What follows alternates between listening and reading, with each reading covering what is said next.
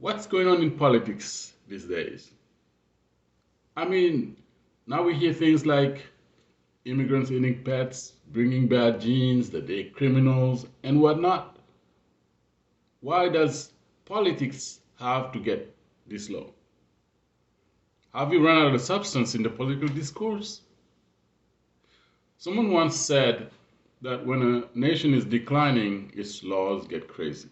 But we could as well say that when politics is headed south, politicians don't hesitate to scoop low into the sewer, and it's very disturbing. We're talking about immigrants eating pets, bringing bad genes, but why not just focus on things that really matter, like the economy, healthcare, international relations, and other crucial topics, including immigration itself as a social, a human issue. But why do we have to scapegoat immigrants? This political rhetoric aimed at painting immigrants as despicable savages is tasteless and unacceptable. It seems to me that this kind of rhetoric is even crazier than the crazy laws we could see somewhere else, as it takes aim at the very phenomenon, the very reality that saw the founding and building of this nation as it is today. By that I mean immigration, illegal immigration, if you will. Besides, if you look back in time, we'll see that the waves of Irish immigrants were not necessarily welcomed with open arms. Neither were the Italians. The Chinese Exclusion Act of 1882 and the Immigration Act, U.S. Immigration Act of 1924 highlights times when U.S. immigration policy was heavily influenced by nativist sentiment and racial prejudice, but the U.S. is still here today. I wonder if those who are lambasting immigration and immigrants are not themselves descendants of those very immigrants that were once prejudiced. Will we ever learn? I saw a colored woman the other day saying that immigrants in Springfield, Ohio are messing up her way of life, that they're impeding driving around town as they don't know traffic regulations and whatnot. They will learn in time. Is that really what you're worried about? Well, I think then you can imagine how the Native Americans were bothered of how they felt when the first settlers got here. Brought them diseases, killed them, and took their lands.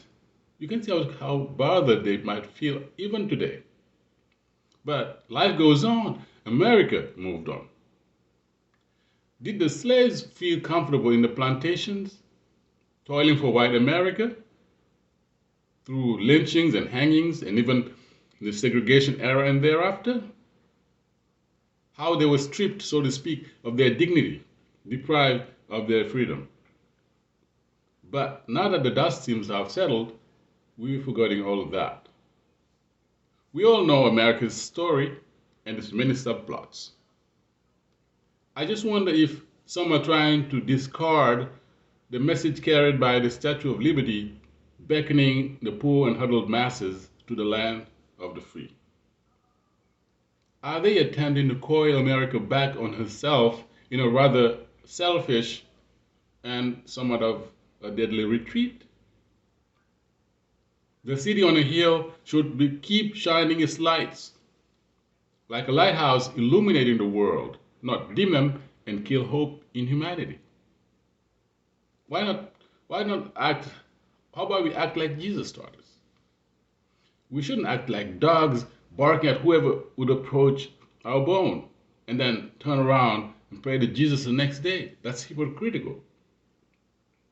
Jesus cared for the poor and the destitute.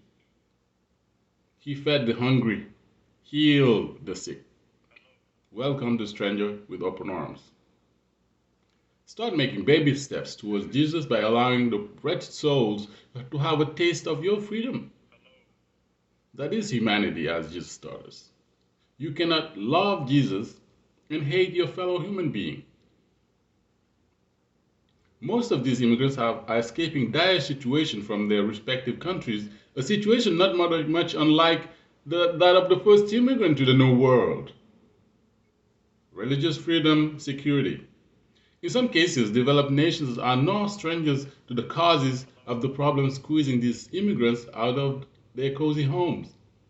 So, as they crawl up to the shores of America, we should extend a hand, lift them up, protect their dignity, and then restore our collective humanity.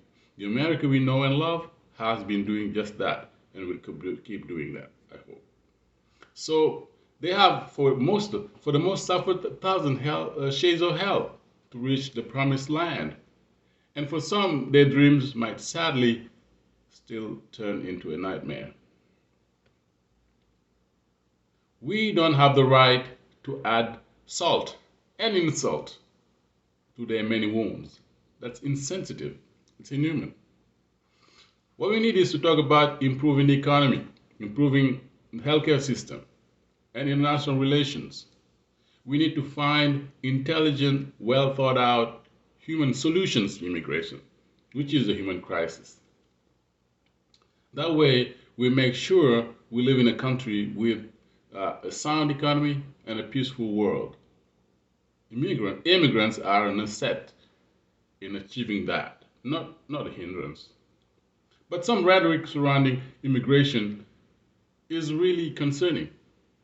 Immigrants are now associated with bad genes.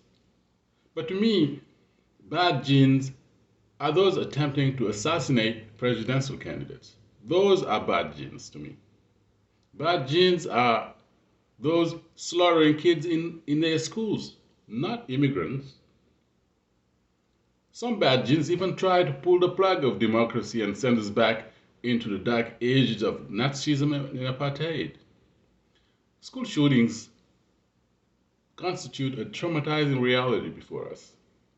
Pet eating allegations, so cringeworthy as they may be, pale away when compared to the crisis of mass shootings and other gun-related crimes plaguing America. So, for me, any deliberate, wholesale misrepresentation or mischaracterization of immigrants is tantamount to hate speech, nothing less. We don't want that in America, or anywhere else for that matter. If hate mongering and fear mongering is your best bet at winning an election, you have no substance and need to bow out gracefully. Immigrants are not evil. No.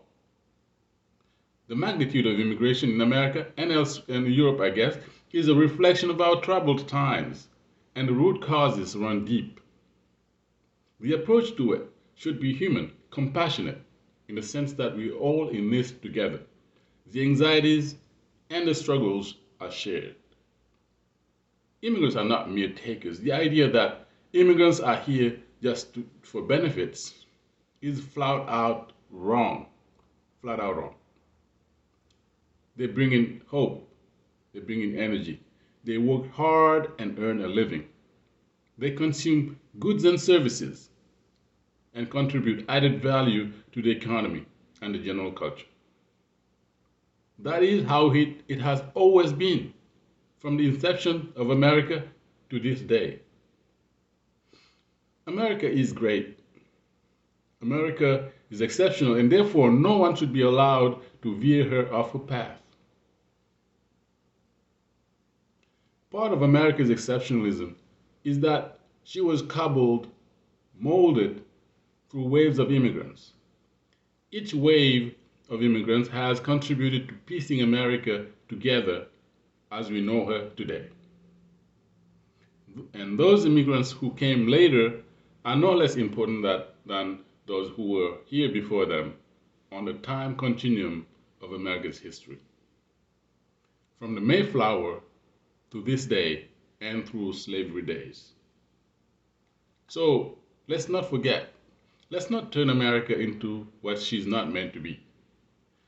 America should not be the land of cynicism, unnecessary controversy, and internal conflicts. It is the land of liberty and the rule of law, where every individual has the right to exercise their civil liberties without fear and without prejudice. Thanks for watching.